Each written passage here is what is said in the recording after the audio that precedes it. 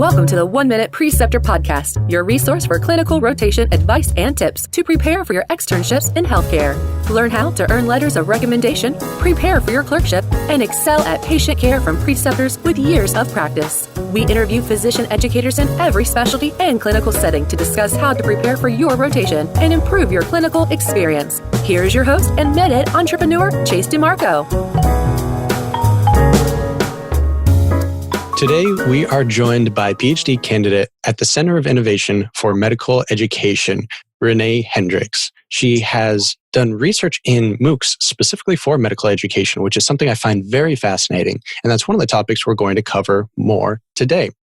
So, Renée, what is the coolest thing that you've seen in the academic medical setting? So we have a yearly debate in our Leiden University Medical Center where students get to discuss with their teachers what they like and don't like about their medical education. And what I find really cool is that students want to learn more and more about what education really is. So they know they are going to be teachers themselves as a medical professional, and they're really interested in getting to know more about education and being a teacher. So I find that really cool to see that everyone's getting more interested in education. That's really interesting. Yeah, learning why we're all here. What is the goal of our learning? Are we trying to learn to memorize this? Are we trying to learn how to implement that? Is it a little bit of both? And if most of us are going to be physicians and in some way related to teaching other physicians, teaching medical students and residents, it makes sense that we should have a little bit of background knowledge on teaching pedagogy. Yeah, right. So can you go into a little bit more about yourself? What brought you into this line of education and research, for instance? Well, I was always interested in explaining really difficult concepts to people who didn't get them straight away. And so I just decided to read more about that. And then I got hooked when I read about self-regulated learning and people wanting to help themselves understand stuff. So that's, how I got into researching education. And the online part is because this is going to happen. It's already happening. And right now with Corona, everybody is learning online. And this is only going to be more important in the future. And I think it's really difficult still to decide how to learn online in an effective way. And so that's what I set out to find out, really. That is perfect. And this time frame is a great time to be doing this interview because, like you said, everyone's currently practicing at home. Schools have been canceled in a lot of countries. Yes. And something that I know I've advocated for in the past is switching over to more of a online-based education system. And there's a lot of pushback for that. Are still a lot of people, despite I'm not sure if there's any evidence to back up their feelings on this, but they really think that a brick and mortar school is the only way to teach medicine. And I don't know that that's exactly what the evidence is showing us so far. Now, well, what we do know is that online education can be as good and it can also be better than face-to-face education, but it can also be worse. So it really depends on how you shape your online education and the way you design it. It's difficult to compare, and that's why we always say compare two kinds of education and not something compared to nothing. So not intervention compared with the usual education or something. Always compare two things that are both innovations. It sounds similar to maybe a non-inferiority trial for a drug trial. You want to prove not only that there's an effect, but that it's equal to or better than whatever's currently out there. Right.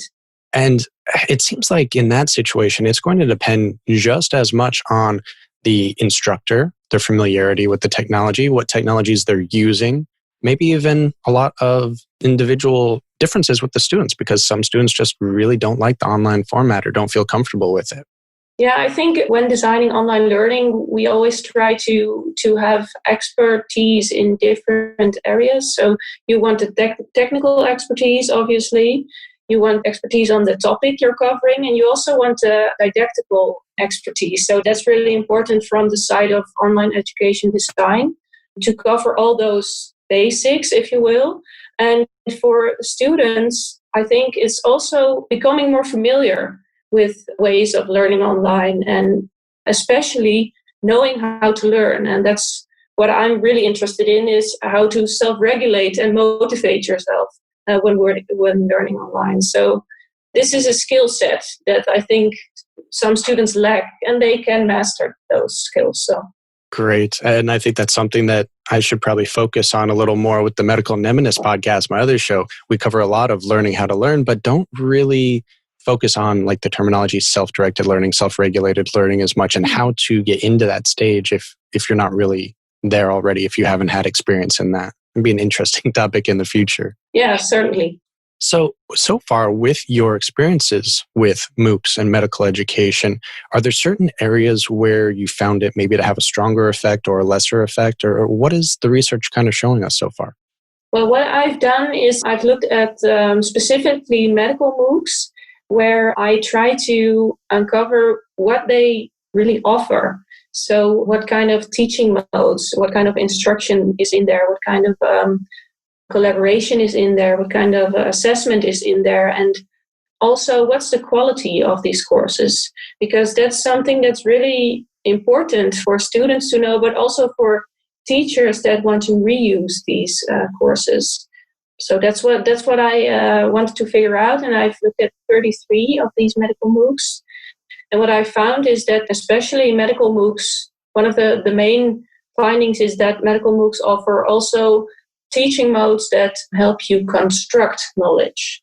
So that's important for more difficult concepts, that you try to make a concept of something in your own mind of how a specific concept works. And from the literature, we know that this kind of constructive learning is not always in MOOCs. Usually it's only copying information from what someone says in a lecture and just saying, okay, I've seen this lecture and now I know this. And the medical MOOCs do offer the other form of learning, which is really good, in my opinion.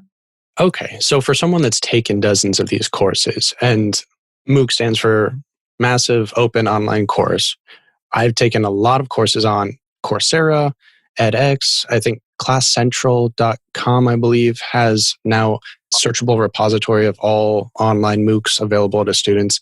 And these are free materials for the most part that anyone can take. And due to them being free, they often are very passive learning, like you were discussing. Right. There are lectures that you watch, and a lot of times students such as myself might not take notes, might not do the quizzes, might not actively participate in the learning. So it's not going to be as strong of learning.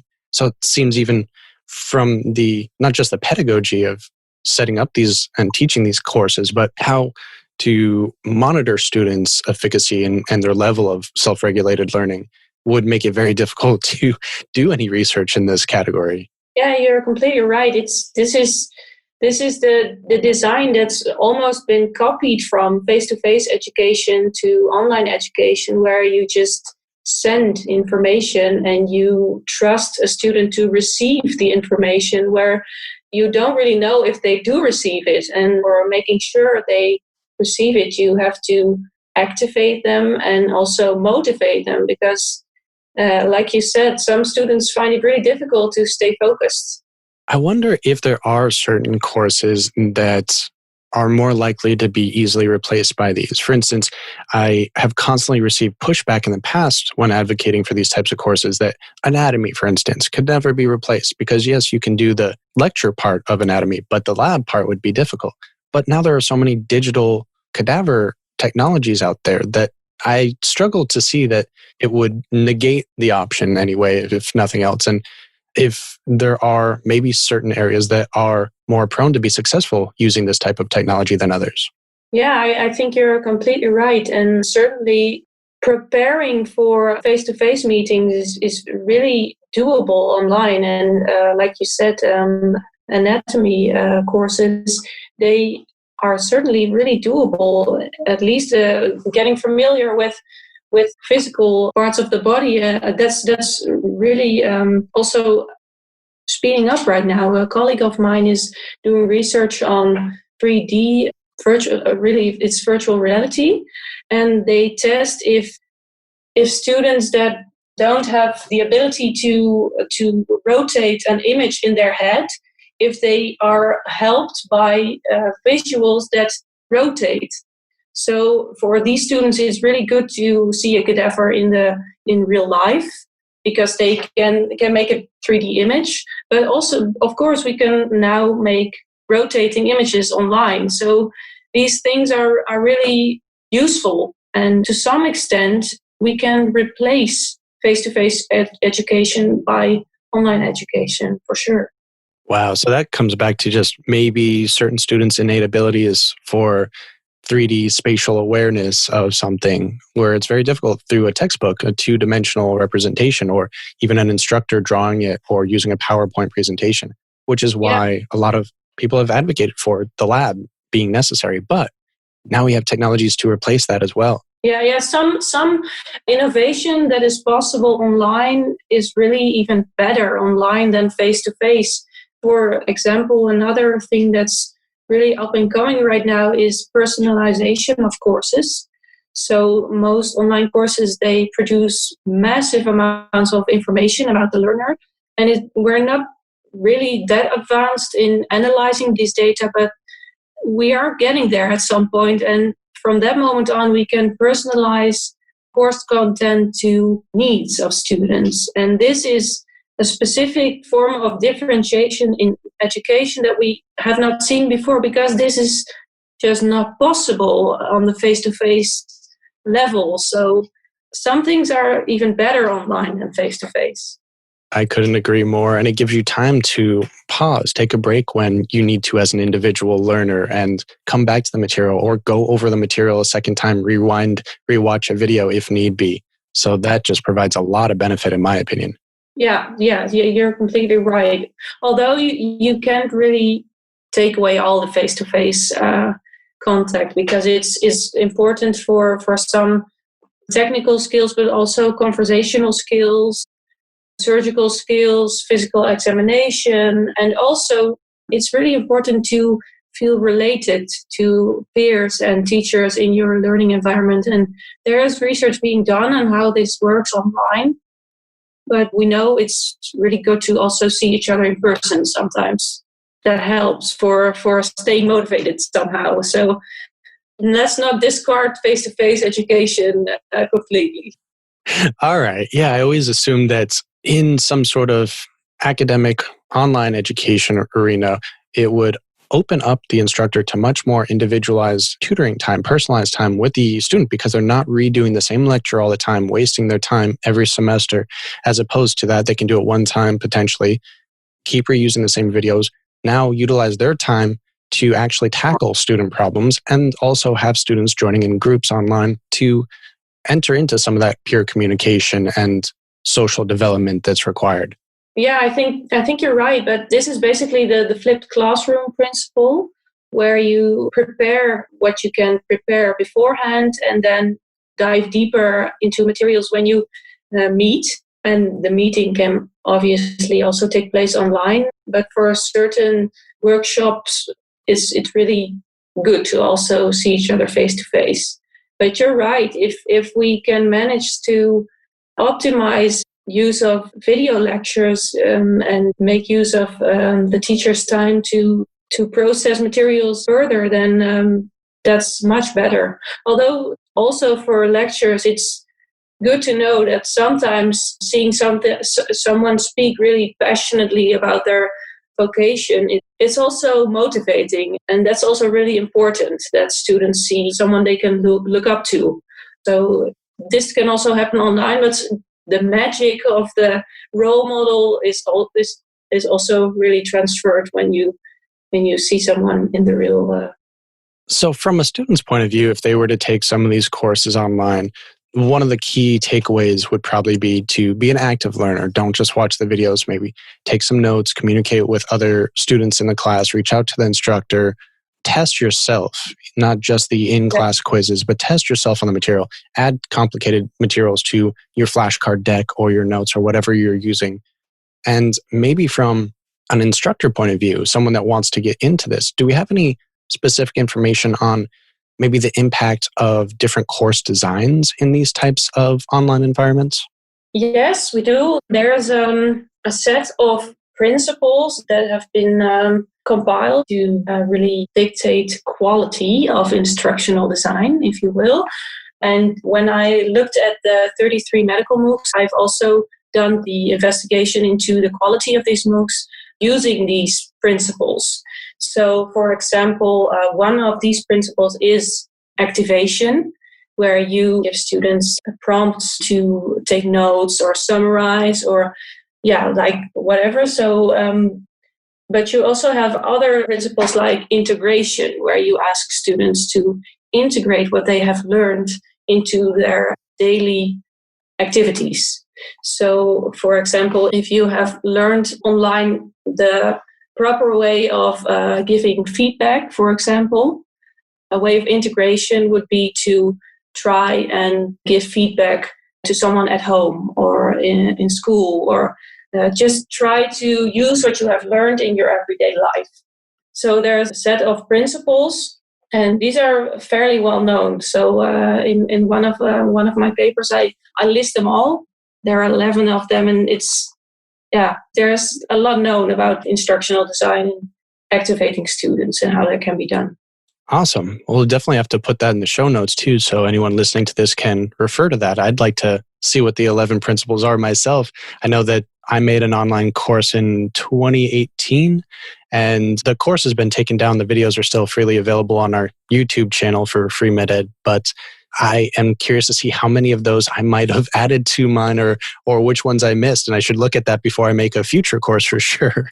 Yeah, it's really most, or I think half of the principles feel really natural to implement, and about the other half, you have to think a bit longer or more about how to do it, but they're all really doable, and they really help to make a course better and have students really use what they learn afterwards. So that brings up an interesting point. From a student's point of view, they can utilize these free MOOCs or even for pay MOOCs online. What would be a good way to recommend using these properly right now, since it's not for most schools a natural part of their curriculum? Could they use this to supplement their own education?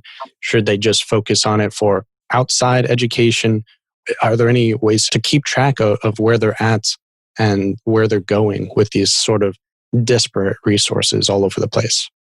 I haven't done any research into what would be best, but from a personal point of view, I would say use it to see what interests you and make yourself a more interesting person to yourself. So I see it as finding what you like, really. And of course, it's also good to show on your to future employers what you've covered, but that's more of an external regulation for doing something, whereas I prefer to do something because you're interested in it, and just broadening your horizon or specializing in what you like, because we have to make choices in what we want to do quite young in this day and age. And I think sometimes we're a bit early in discarding other options. And it's never too late to say, I'm interested in this also, and I'm going to look into it just for me. And so that's what I would say. Were any of the 33 medical MOOCs that you looked at related to clinical medicine, related to being in the hospital under a preceptor, sort of the patient care aspect or a physical diagnosis, those types of clinical skills? Certainly. I've seen MOOCs that were on clinical kidney transplantation. I've seen also eye surgery. I've also seen communicating with patients, which was one I really liked, about cancer, about the common cold. It's just, quite a big variety, actually. Awesome. I'm curious to see if maybe in the future, certain physicians that currently have medical students and residents might start using these types of course development technologies to educate their students when they might be very busy on the wards and can't have equal access to all the patients, or other things get in the way, or they just don't have the time.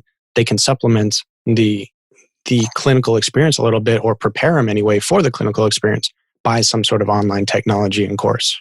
Yeah, so this is really one of the focuses of my research, that it's really beautiful what medical teachers have made as MOOCs. The materials are really appealing. The videos are high quality. They're really beautiful pictures, and the questions are really good. Most MOOCs are made by universities that want to show the world how good they are in a certain topic. So they really work hard on these MOOCs, and you can see that. So they're really beautiful resources. And the reason that we have looked into how to use these MOOCs in the formal medical education context. And we've also written an article about this that is about how to implement medical MOOCs in the campus context. And we give some pointers on what to consider beforehand, and also the practical steps that you have to take to use these resources. Because other than that they might save the teacher some time, it's also an opportunity to offer information about topics that other universities have expertise. Of course, there are all the advantages of learning online, but there's also the opportunity to talk to medical students and teachers from all over the world. So, for instance, there was a MOOC about organ transplantation. And what I saw on the forum there was that organ donation after death is something that is not accepted in all countries. And this is something that's not in all curricula over the world, because you learn what's most important for your country. But this is really interesting because you get to talk and find solutions together that you don't really have in your own institution if you only talk to peers from your own country. So it's really multi-dimensional what it offers. Interesting. So you get a different medical, legal, and ethical viewpoint from a multitude of resources, and really understanding why their system is set up that way and why yours is set up the way it is, which we probably would have to memorize that we have to do it this way, but not really always comprehend why without that comparison. Yeah, and that's really important, because if you try to memorize just for sake of memorizing, it's bound to get lost somewhere in your brain. And when you understand why and you're triggered, then you're far more, you'll remember. So that's really good about MOOCs. I like that. Quick question for the instructors here is the feedback that they give going to be as effective as something in person? Do we see any differences with, for instance, if you get a test back in person and it has a big red F on it, that's going to have a potential psychological impact on the students, whereas maybe grading or feedback in a digital medium is different? Yeah, so grading and giving feedback in MOOCs is what I have found mostly automated, or it's by peers. And one of the principles that I've just mentioned is expert feedback. So what you really want to progress in your education is an expert who says what you can change and try to make yourself better. And in MOOCs, this is really difficult because you have massive amounts of students. So the teacher cannot give everyone this kind of qualitative feedback, if you will. So that's where the automated quizzes come in, and where peer feedback comes in. And these are helpful to improve. But for now, we don't really have the expert feedback by the teacher yet. And as students can certainly use the automated quizzes to master the subject to an extent. And they also can ask peers they trust in what they can improve. But for now, one of the difficulties in MOOCs is offering expert feedback. There's research ongoing, not at our institution, but around the world, in how to upscale expert feedback. So we're working on it. Good to see. All right. Yeah, that's one topic that I've always heard of, is maybe also through MOOCs, since you're reaching a wider population, that you would need less instructors overall, but the quality of the instructors would probably be higher. But I think I could probably talk about this for another 3 hours with you, and I don't want to take up too much of your time. So maybe we should schedule to have another call in the future sometime and see where can the audience or what are some last minute feedback and thoughts for not only students that might be using these resources, but also for instructors that might want to get into trying out these new technologies or existing technologies. So I'll start with the teachers. I really recommend they read our article because it's really practical information that we've compiled. So the article is in Medical Teacher, and it's called 12 Tips for Integrating Massive Open Online Courses Content into Classroom Teaching. And my tip is to read that article and get started. Just try it. And for students, I would say participate actively, but also regulate your own learning. And this entails that you set goals for what you want to master and in what time frame, and that you also monitor if you reach your goals. So try to check with yourself if you understand what you're learning, if you really do have enough time to learn in the MOOC or what you want to learn in the MOOC. And also ask for help. If you get stuck, ask for help. You can do this on the forums, but also just if you have something that you don't understand, ask a peer in your class or ask your teacher from your own university to help you out. And that's really important to move on from your problem. So that's what I would say, in addition to checking yourself, which is really important to check if you understand everything.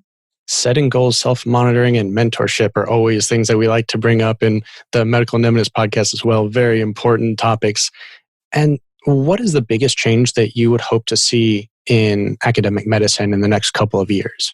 What I really hope is that we focus on self-regulation skills as important skills even before basic medical knowledge. And it sounds really weird, but especially medicine is really a vocation where information changes, and medical specialists have to keep learning. They have to be lifelong learners. And for this to happen, people have to know how to regulate their learning. And like I said, medical students will be the medical teachers for the next generation. So it's really important to know something about education for medical students. And also this also entails if you know how to design education, then you also understand how to make your own learning fruitful. So that is my wish and my goal, really. So that is a great goal. I love it.